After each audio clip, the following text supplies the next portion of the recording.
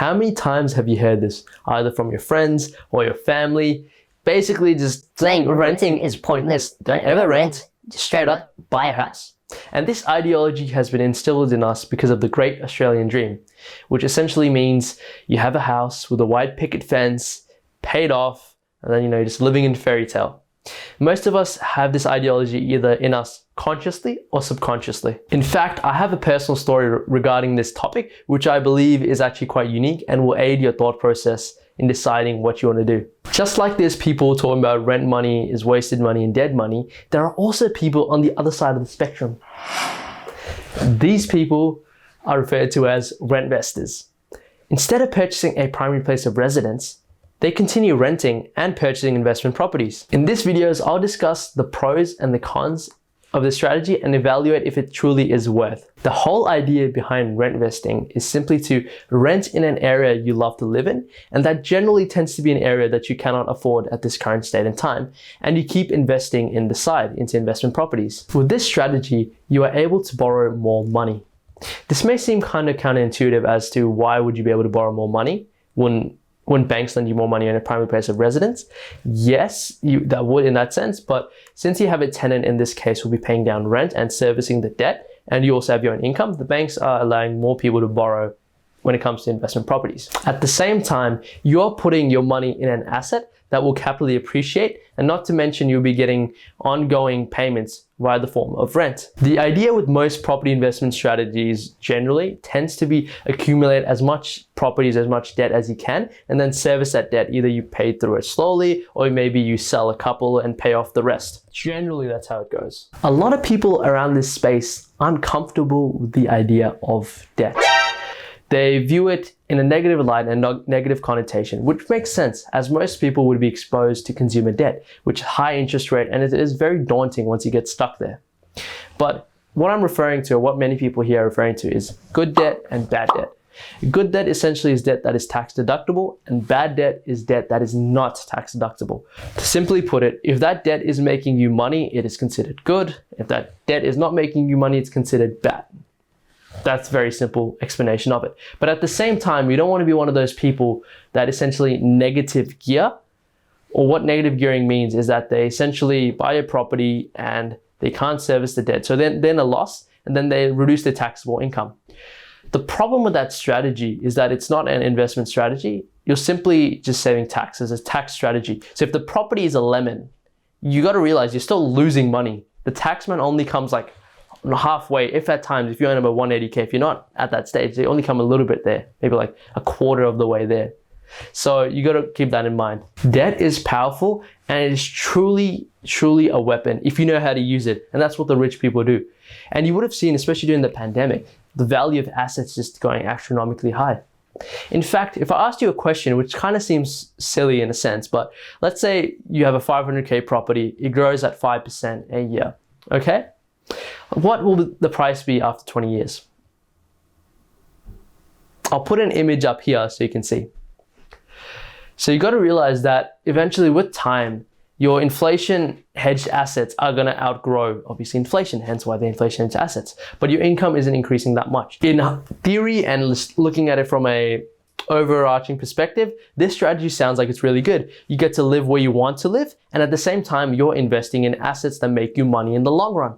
So why isn't everyone doing this? Especially if you consider that real estate is quite forgiving. Let's say you make a little bit of mistake. Maybe you're going down a little, you're going a loss. You can still sell that property a bit later on, right? So why aren't many people adopting this strategy? Now, to play devil's advocate, I have my own personal story which revolves around me and my father, which I believe sort of shines a light into this and can show you how things can be different. My father is a low income earner, and I'm going to phrase you with a question. How would someone who's a low income earner make 25K a year after tax or tax free? How would they do that? And the reason why I'm saying that is because if you have a 500K property, which we had purchased before, 5% of that turns out to be 25K. And that's every year. So what I'm trying to describe in this scenario is that if you're a low income earner, even just getting into the market is really beneficial. An individual like this has no power to negotiate or leverage They're simply stuck, and hence why they're generally low income earners. But on the flip side, even if you earn a bit of money, let's say you earn 90, 100K. If you earn 100K, you're in the top 20% of the population. Let's say you earn 100K, right? Now, with the rise of interest rates, especially the rise of your benchmark interest rate, so the banks apply like a buffer sort of rate based on what you can pay. Even though interest is 5, they will assume, okay, you have to pay at 7 or 8. And then you have ASIC increasing that a little bit as well. So effectively, even if you could pay the repayment at the rate that it is, they apply a buffer on top of that, which makes it extremely hard, no matter even how much income you're earning. You got to earn a lot of income in order to purchase a property, or you go through equity and then put a higher deposit down. So even for those people, it's quite difficult now to enter the property market. I simply am a firm believer in making more money, but you got to understand sometimes that's not possible, especially for the general population. You can do side hustles or things like that, but I'm speaking to a general audience. And what I'm trying to essentially say is that you got to find a key strength or key leverage points which you can obtain. And what I mean exactly here is that many people often just say, oh no, do this, do that. Just don't follow people blindly and look at your financial situation carefully, because in this situation, the move that my dad had made essentially allowed us to pay less rent than we were paying before. Sure, we moved a bit further out, not too big of a deal to me. We're paying less rent and we also have a bigger property. So it turned out to be great in that regard. But then you can argue, well, you have to pay for maintenance, things like that. Yes, we did have a couple of issues, things like that. You're covered if it's like 6 years because like builder's insurance and warranty. But essentially, even if you add all those problems that could arise of having a home, it would still be less than the rent we paid ultimately over the span of like 6-7 years. So there are opportunities like that, and you won't come across those opportunities if you don't look for them necessarily. And you may be saying, well, interest rates are rising now, it's gonna be, it's gonna be even more, but our rent is still less than what we would have paid in the suburb we previously lived, which was smaller as well. Which is crazy to think about it. Even after all these interest rates hikes, we're not even there yet to the same rent we paid before. So if you think of it from like that point of view, and especially that many people, are sort of struggling to enter the property market, especially with inflation going crazy, and possibly we're heading towards a recession because inflation isn't slowing down, wage growth isn't happening. So it's quite imperative sometimes to just step into the market. So now I want to ask you this question. If someone like my father was still renting, he would have no asset back to his name. He wouldn't be making like 25K a year after tax. Because let's say, hypothetically something's happens. You can still sell this property and at least fork a good amount of money, right? It's a primary place of residence, no capital gains tax. So you can also fork a good amount of money as well if you do this. Whereas if you kept on renting, you didn't have any assets to your name, anything that's not hedged with inflation, you would be losing in the long run. And that's what's happening as well. And it's sad to see, and it's happening in real time. The people that don't have the assets, the income's increasing only so much. Like, so what you increase your income a little bit? It's still insignificant to someone who's got a property that's appreciating at like 7-8%. So that's something, I guess, worthy of thinking. And it's quite important to realize, because if you continue renting, I'm not against renting at all. Like, RentVesting, I think, is definitely a smart strategy, because at least you're putting your money in an asset. So the key thing, it doesn't matter RentVest or if you go to primary place of residence first, generally renting in this scenario, especially for my dad, would have been quite a bad situation. This is the reason why I've brought this story up, because we've often heard, RentVesting, or no, it's not RentVesting, the idea that renting is dead money and things like that. And sometimes people, just discard it. They're like, who cares? But if you really pay attention, they are kind of right in that regard. Like, you got to do a full-on financial analysis, see how much you're actually improving, because you can probably purchase a property further or maybe pay less rent. But if you travel to that same workplace and that it's a long distance, like, the petrol makes up for it, right? But then again, you still have an asset hedged against inflation, or capital appreciating a lot, because 5% of, let's say you earn 80K, 5% of 80K is not a lot, but 5% of 500,000 or 700,000 is a lot of money. So that's something you got to keep in mind, because you're borrowing maybe 80%, you put a 20% deposit, whatever your situation is, you're making money on that money you've borrowed essentially, which is insane. Even though you put a 20% deposit, let's say you put like 100K, you're not making money on 100K, you're making money on that whole asset. So I want you guys to think of it from that point of view. And now let's say my dad decided to RentVest. Would he have been able to RentVest? by far the most logical strategy would be rent investing, because you're able to borrow more money, get a property in a more affluent suburb, which has a higher capital growth rate. That would have been the best case strategy overall. But there's a caveat to that. The caveat to that is now you have to be a property investor. And that sounds kind of weird and doesn't make sense. But what I'm trying to say is, first of all, you got to do a lot of research. You got to determine what property you want to buy, how you're going to do your finances, things like that. And there are ways to get around that. Like you can get a buyer's agent, but generally buyer's agent costs around like 15K, 10 to 15K easily. And if you're generally a low income earner, I presume you don't have that much in savings. Even if you do have like maybe 15K, you won't have a lot, maybe 15, 20. You'll blow a lot of it on buyer's agents, And then on top of that, you got to pay stamp duty and all the other tax that comes along, and then also the deposit. So it is quite draining. And it's very hard to imagine someone, who's in a low income situation to be able to do that. Unless you're making a good amount of money. But the people I'm referring this to are people like, the average person, maybe earning 60K. Especially now, they're getting hammered with inflation. Like, how can you expend that much fees on a buyer's agent? Maybe sure, you pull the trigger and then you do it, but it's not practical. And then some people also who I disagree with say that, buyer's agents is useless. People don't understand. If you got a 1% difference, just a 1% difference, let's say between a property growing at 5% to 6%, that is huge. In fact, let me pull up a graph now.